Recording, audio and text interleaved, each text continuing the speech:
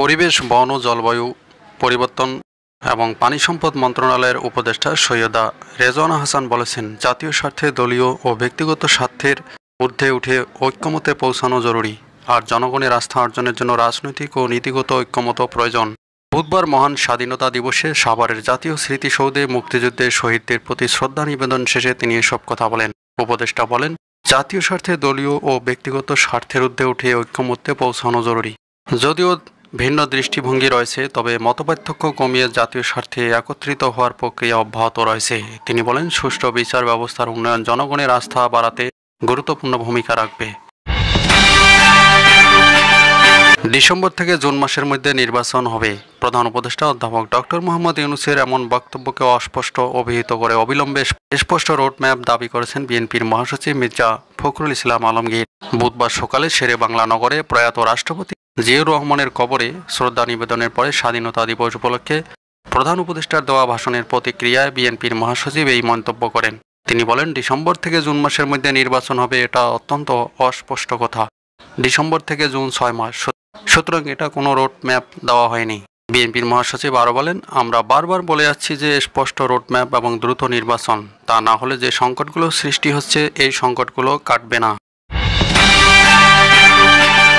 এদিকে বিএনপির স্থায়ী কমিটির সদস্য মির্জা আব্বাস বলেছেন, দ্বিতীয় স্বাধীনতা বলে কিছু নেই। মির্জা আব্বাস বলেন, যারা দ্বিতীয় স্বাধীনতার কথা বলে তারা স্বাধীনতা দিবসের দিনকে খাটো করে দেখাতে চায়। তাদের মুক্তিযুদ্ধে কোনো ভূমিকা ছিল না। রাজনীতির মাঠে সবাই সব দলের প্রতিপক্ষ উল্লেখ করে তিনি আরও বলেন, দলগতভাবে মতভেদের পার্থক্য থাকলেও দেশের প্রয়োজনে সবার ঐক্য একই থাকবে। আজ বুধবার সাভারে জাতীয় স্মৃতিসৌধ ৭১-এর বীর সেনানীদের প্রতি শ্রদ্ধা জানিয়ে সাংবাদিকদের সঙ্গে আলাপকালে তিনি একথা বলেন।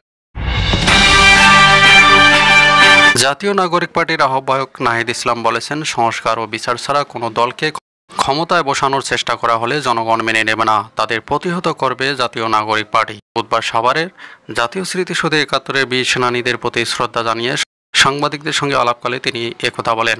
নাহিদ ইসলাম বলেন, সামনের দিনে আর যেন রক্ত দিতে না হয়। গণতান্ত্রিক রাষ্ট্র ব্যবস্থা বিনির্মাণ করতে চাই। ৭১ এবং ২৪ আলাদা কিছু না। ৭১-এ যা চেয়েছিলাম ২৪-এ তা অর্জন হয়েছে। যারা এটাকে পরস্পর বিরোধী করছে তাদের উদ্দেশ্য অসৎ। ৪ দিনের সফরে চীনের উদ্দেশ্যে ঢাকা ছেড়েছেন প্রধান উপদেষ্টা অধ্যাপক ডক্টর মোহাম্মদ ইউনূস।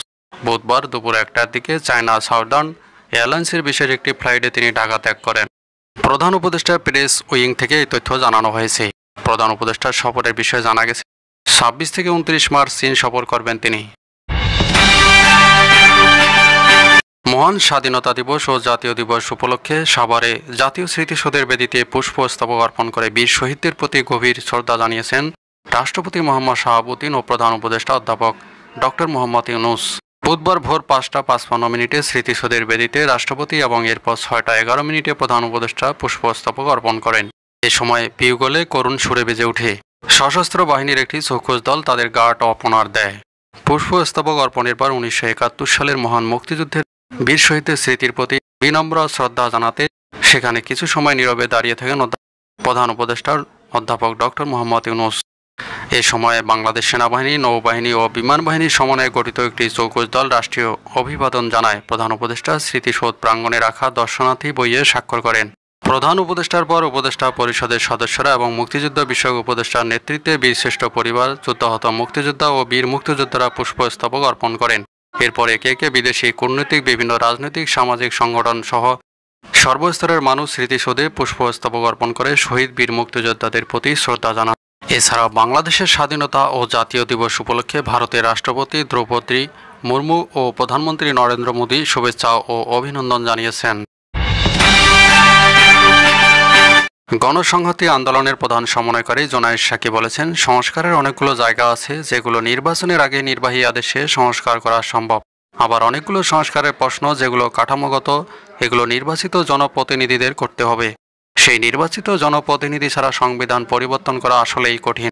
বুধবার মহান স্বাধীনতা দিবসে সাভারের জাতীয় স্মৃতিসৌধে মুক্তিযুদ্ধে শহীদদের প্রতি শ্রদ্ধা জানানোর পর সাংবাদিকদের তিনি এসব কথা বলেন।